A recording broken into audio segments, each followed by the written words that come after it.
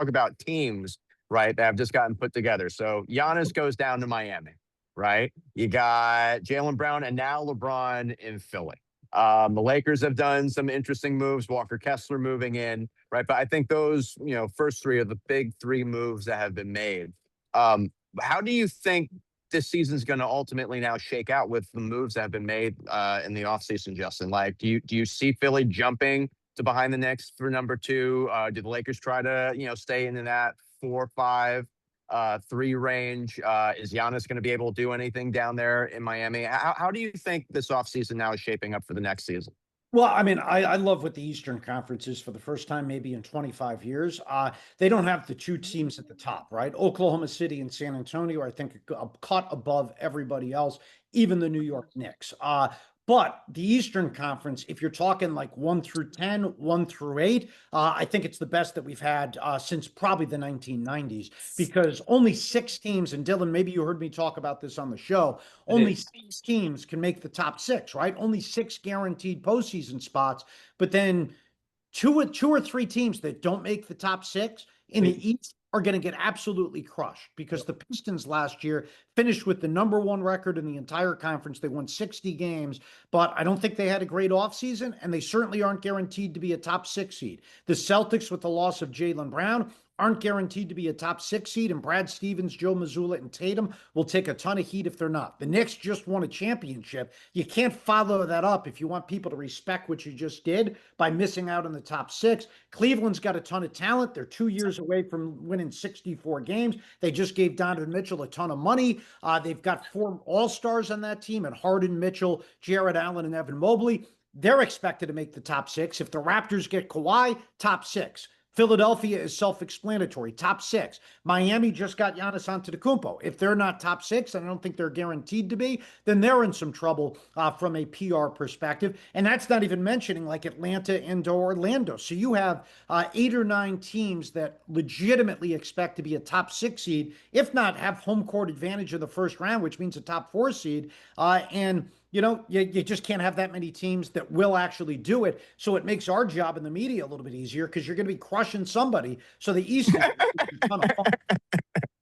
And you're also going to have. Is that the fun part, Justin? Is that the fun part? Crushing things go wrong. Crushing the soul of these people. Yeah. Yeah. I mean, listen, negativity, I guess, sells. You go to journalism class. It's that's an East Coast thing, man. Yeah. That's if it East leads, Coast it thing. leads is the saying. If it bleeds, yeah, it's true. It's true. Like, think about it. Think about how juicy these stories are. Yeah. And you tell me who would get the most credit. Like, if Philadelphia is not a top 6 seed, LeBron they will be crushed. Jalen Brown will be crushed. If Miami's not a top 6 seed, Giannis will be crushed. Riley will be crushed. Spoelstra will be crushed. If the Celtics aren't a top 6 seed after they made that trade, they're going to be brutalized. The Knicks win the championship and they follow it up. People are going to call it a fake championship. Kawhi doesn't get a top 6 seed after they pull off that trade. He's going to get grilled. So why would they call it a fake championship?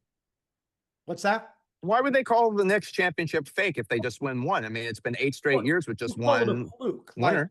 You call it a fluke. Like, I think this is important. My buddy Bill Simmons brings this up all the time. So if you listen to him, and I like this philosophy, it's not just the championship you win; it's how you defend it, right? And the example he uses, and I agree with this, is the 1983 Sixers. They had a historical year. It's one of the great individual seasons of all time. Exactly. Faux with Moses Malone. They go 12-1 in the postseason. They followed it up the following year by losing in the first round to the Nets. Yep. So yeah, that is crazy. That takes away a little bit from that because it's about how you defend it, right? So you win it. You don't necessarily have to back it up with another championship, but you got to go down fighting. A little bit like your bubble chip, Wally, your recent bubble chip. So I want to tie together 2 things. I could go on and on about that. What I heard you say was chemistry wins. That's what I heard you say previous to this last question. Chemistry plays a big part. Yeah. So and I think we can see that play out, right? The Celtics went through their struggles to get to their championship. OKC, kind of this Boy Scout post-game towels, rah to get to their championship. They built it from within. The Knicks, the Nova Knicks for sure, chemistry. So if you are Nick Nurse this year, how are you going to inject chemistry into this? Obvious challenges are going to be defensively, depth at the 5, Joel Embiid injuries, Jaylen Brown, can he be your best defender night in, night out on limited touches?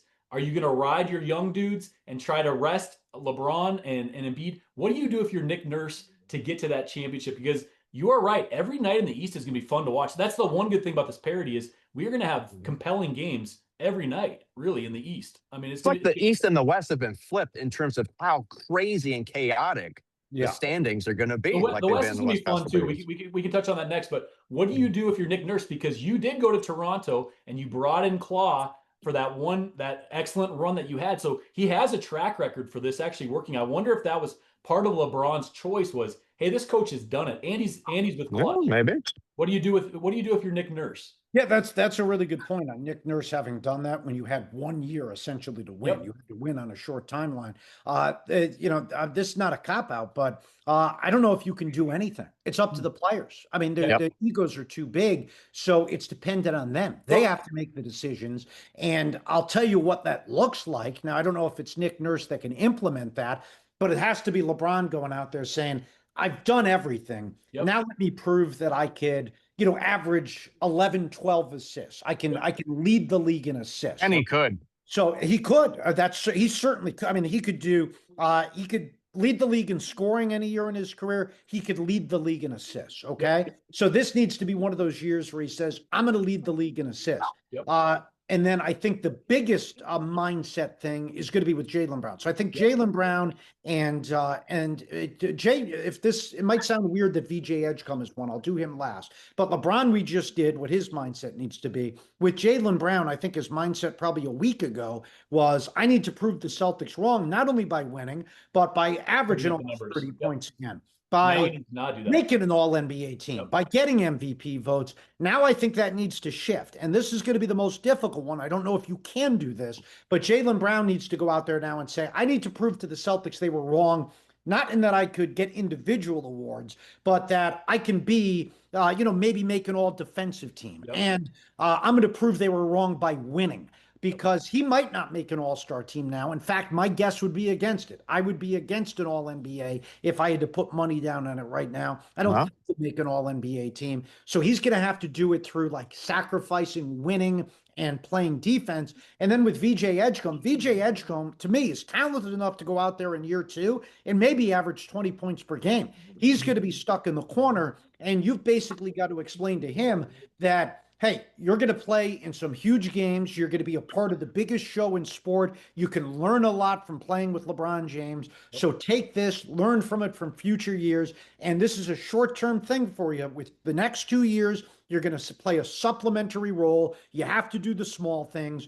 I think with his personality, he'll buy into it as long as it's a short-term thing. You also have to say, if you do this, we'll reward you with the contract, because if this team stays together for 2 years, VJ Edgecombe's not going to put up numbers. And then in his third year, that's what he's due after his third year for the rookie extension. And he can't be having them go to him and say, well, we're not going to give it to you because look at the numbers. Like they're suppressed.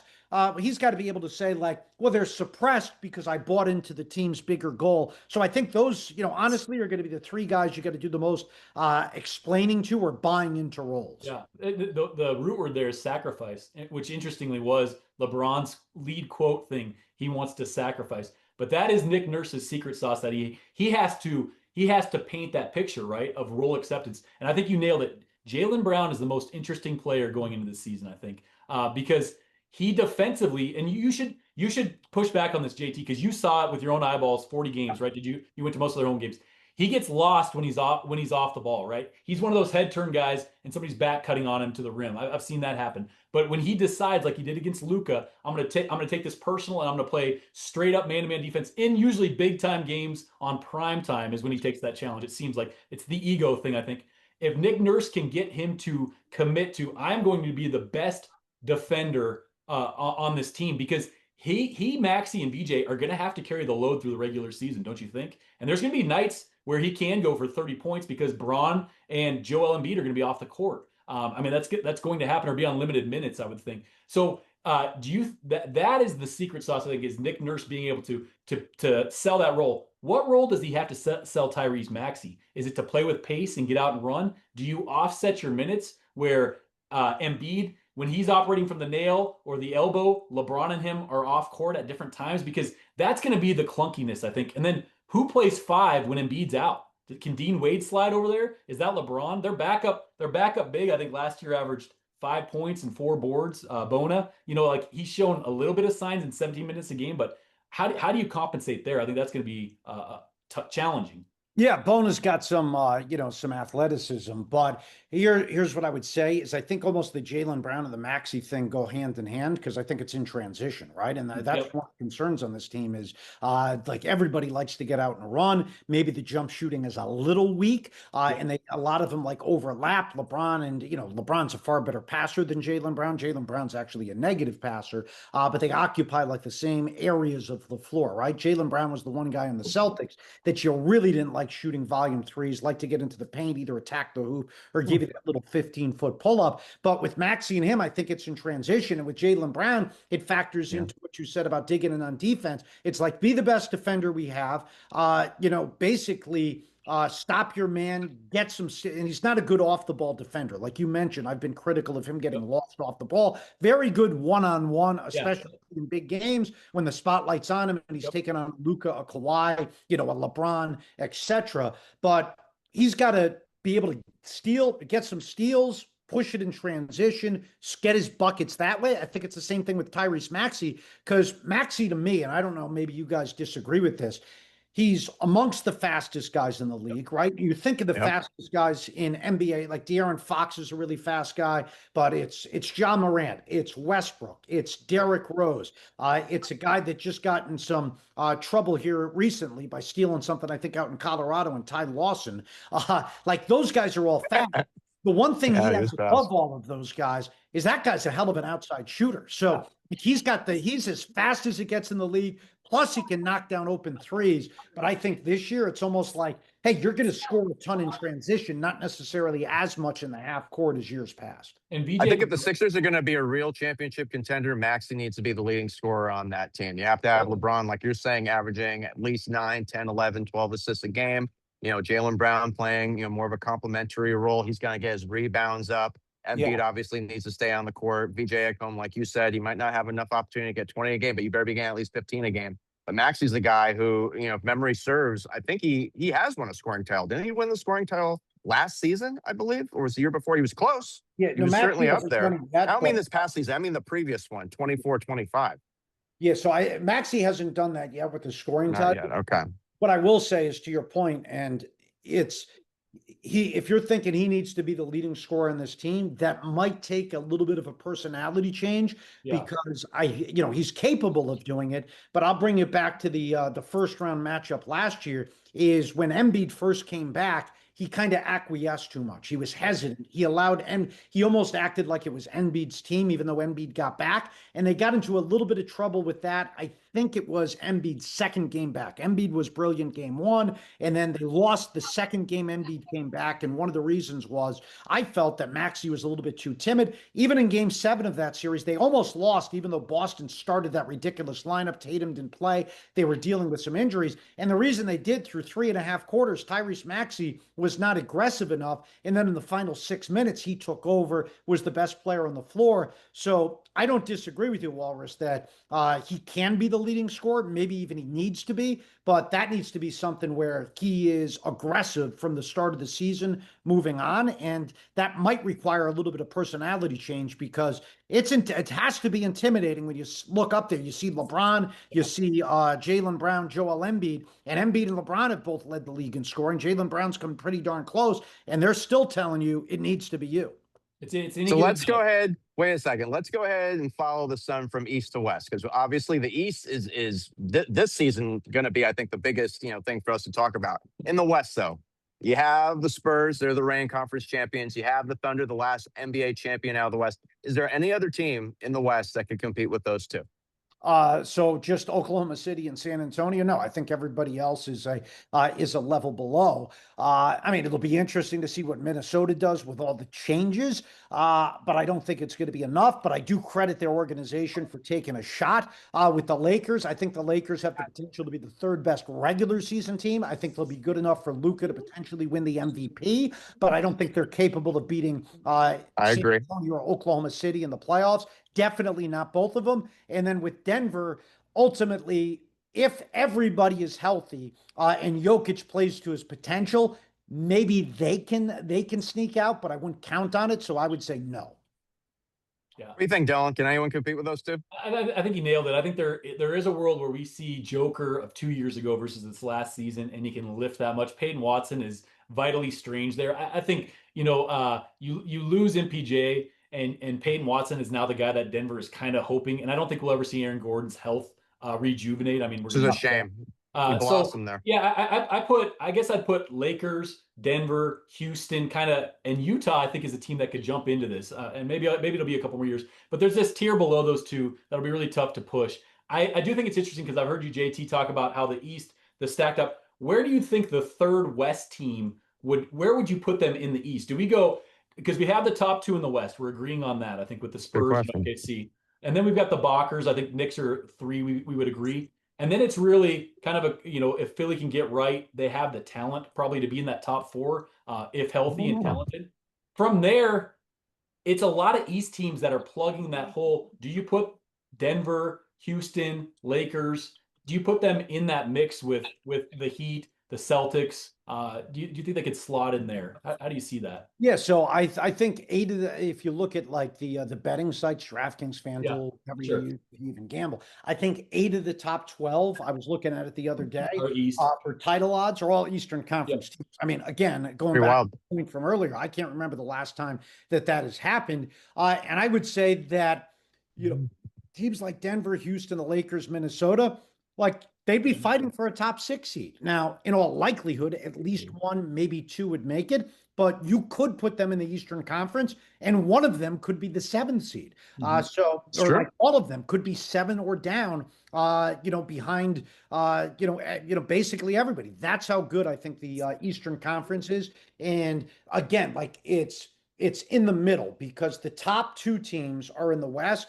And then I would say like Denver, the Lakers, Minnesota, Houston fit in with almost every single Eastern Conference Yeah. team in regards to like maybe if you put like 1 through 30, Denver, the Lakers, Houston, Minnesota, they're capable of being the third best team in the NBA, Yep. but they're also capable of being like, hey, it's San Antonio, Oklahoma City, then it's six Eastern Conference Yep. teams, and then it's the Lakers, Denver, etc. So I think they're basically on par with, every team in the Eastern It's Conference. it's such a change in what we saw when we had those Cavs Golden State battles where you could pencil in and this is where the chemistry you spoke of and really health right is going to be the ultimate of which teams can get there. We did see this with the Knicks, interestingly, that they saw the Spurs in the NBA Cup back then, and then there was all this up and down, and can they get right? And they just galvanize at the right time and make this playoff run. So perhaps we see a team that does that this year. And I guess that is the beauty of where the league is right now is so many fan bases today feel like they have a chance, right? So many fan bases. Go Yeah, ahead, so Jason. that's the beauty of it. That's also something that annoys me a little bit. The regular season should matter, right? Yep. And again, it did not matter this year Yep. because the Knicks were a 3 seed, and historically, every champion has been a top 3 seed outside of two. That was the Rockets there in '95, who ended up being a 6 seed, and the Celtics in Yep. 1969 were the fourth seed. Every other one has been a top 3 seed. That's something like, even though it's fun to have, like, hey, anybody could win it once we get to the postseason. I don't want like a 6 seed or a Yeah, you want seven the upper tier. seed to win it because you Yep. want the regular season to matter. You want seeding to matter to some extent. So teams are fighting Yep. for home court advantage. So I don't want to see that completely dissipate, And even do though you it's fun to say anybody can win. Do you think maybe we'll see the regular season matter more now with that relegation zone? There aren't going to be nights where it's just a penciled in win because literally the other team is trying to lose. Like ideally, there's going to be a lot tighter, wins and losses because some of those teams are trying to stay out of the bottom three, ideally, right? That's the purpose of this. Do you think it'll play out that way? And we'll see every night in the regular season with something on the line. Do you see it playing out that way? I think it's a combination of two things. One, it's going to be these new rules that you mentioned, Yep. anti-tanking rules. The other one is this draft is supposed to be hideous. So there's not like a singular player or like 3 or 4 play. Like the last 2 years, you're fighting for, Cooper Flag last year. A couple of years prior to that, it's Victor Wembanyama. This year, it was really 4 or 5 guys at the top that could be franchise-changing guys like, Caleb Wilson and Cam look Newton, really good. Mark Peterson, DeBonsa. So we don't have one of those guys. Plus, we have these new rules. And I've been saying this for years that you got to take these records with a grain of salt, right? So 2 years ago, you saw Oklahoma City win 68 games. Only a handful of teams have done that in NBA history, but you can't call 68 wins for OKC the same as 60, 9 wins for the 72 Lakers, or 60 or 72 wins for the 96 Bulls, or 67 wins for the 86 Celtics, or 65 wins for the 87 Lakers. That all means more. Like 65 wins, for example, for the 87 Lakers to me means more than 68 for Oklahoma City, because the Lakers were playing, every other team was trying to win every game. Oklahoma City's playing 10 teams that are trying to lose. So this year you're going to see It's so true. yeah, you're going to see the teams Yeah. top that win 68, 65, 66 games. That's going to come down a little bit this year for everybody. And then the teams that were winning like 15, 17, 19 games, that's going to come up a little bit, and it's going to make things far more competitive. Let me tell you something, Justin, about my friend from the Great Plains over there. This is a very Dickinsonian, as he was sharing with us before we started recording. Man, he can go on and on and on, but we want to respect your time. So I think let's go ahead and ask him one final question. Okay. My question for you, sir, being the great professional that you are, what team do you think is going to be the biggest surprise in the NBA this year? The team that no one's really thinking is going to, make noise, but they're actually going to prove to be pretty good. Oh, I'd have to think about that for a second. So just give me I'll go to what Dylan said earlier. And I'm not talking about like championship level. Yeah, no. But like good. No, so exactly. So I'll go with the Utah Jazz. I mean, they were the worst team in the Western Conference, been one of the worst teams over the last 4 or 5 years. But Lauri Markkanen is a guy that is capable of making an All-NBA team. Jaren Jackson is capable of winning Defensive Player of the Year. He did it a couple of years ago. Keontae George is a guard that I think not many people know as much about, just because they've been losing. Darren Peterson, you add him, he seems to have some competitiveness. Looks good. You're gonna slide Ace Bailey maybe to the bench. I really do think that, so we haven't seen Brian Keefe in Washington try and win games as a head coach yet, and I'm not sure if he can. We also haven't seen Will Hardy try and win games, but I think Will Hardy can. I can tell Will Hardy's a good coach. Jury's still out on Brian Keefe, even though they were both trying to lose games the last couple of years. So I think he's a good head coach. So I think Utah is a team, when I say that they're going to surprise people, I mean like maybe go into the final month of the season with a shot at the top 6 seed. Yeah. Do you guys think that's crazy? That would be. I think they could be in that play-in at a minimum if all goes well. I think top 6 is there as well. I think this is going to be a fast flip. I really do think they're the next OKC Spurs that did tanking at the right time. This is Ainge's genius to play that system well. And Boston guy. So it is interesting too, JT. Both of those high draft picks, AJ and Darren Peterson, go to teams that could compete, right? Eddie's pretty high on Washington. I don't necessarily agree with that totally to that point. But when do you have guys that, this didn't happen to Cooper, this didn't happen to Wemby, where you're actually on a team that you can compete day one. This is a change that I think will be kind of fun. That also plays into what we talked about before. There's going to be a tight grouping for 2 through 6, right? It's going to be compelling. I'll end on this question. This is one for your Celtics take, and you saw it firsthand, and I know where you lean. Who has more motivation and who has more pressure this year between Jaylen Brown and Jason Tatum? I mean, they're two of the more interesting players in the league, and I guess this would go back to what I said about the records are going to be skewed a little bit because I know a lot of people are going to compare. Well, hey, they won 56 games last year. Why they only won 50 or 51 this year? Oh, well, that means Jaylen Brown's better than Jason Tatum. Well, you have the rule changes one, and then you also have where the Eastern Conference got a lot better. So I think like a lot of people will ignore that context, and they're really going to give Tatum a hard time this year because I don't think Boston's going to win 56 games. I don't think they'll be the 2 seed in the Eastern Conference. But they got to both have an immense amount of talent. I mean, pressure. I would say that more pressure falls on Jason Tatum just because he's not going to be able to look at his right and see LeBron James, look at his left and see Joel Embiid, have Tyrese Maxey carry the load a little bit. And the other thing is with Philadelphia, if it goes wrong, first person they're going to point to is LeBron James because he's the most promising player in the sport. Things go wrong in Boston, the first person they're going to point to is Jason Tatum, at least on the floor, is the guy that has to answer questions every day. Brad Stevens might take more criticism because he's the guy that actually pulled the trigger on the trade with Jaylen Brown. So I would say Jason Tatum has more pressure this year. And you're coming off the injury too. That's a lot, but man, it's going to be that's the most fun maybe about the whole thing is to see how the human element plays out because Jason Tatum has proved that he can be the best player on a championship team. I think you're right. He should have been Finals MVP. Can he do it? Will be really interesting. Would Brad Stevens have done the trade if he knew Braun was going to come? Do you think?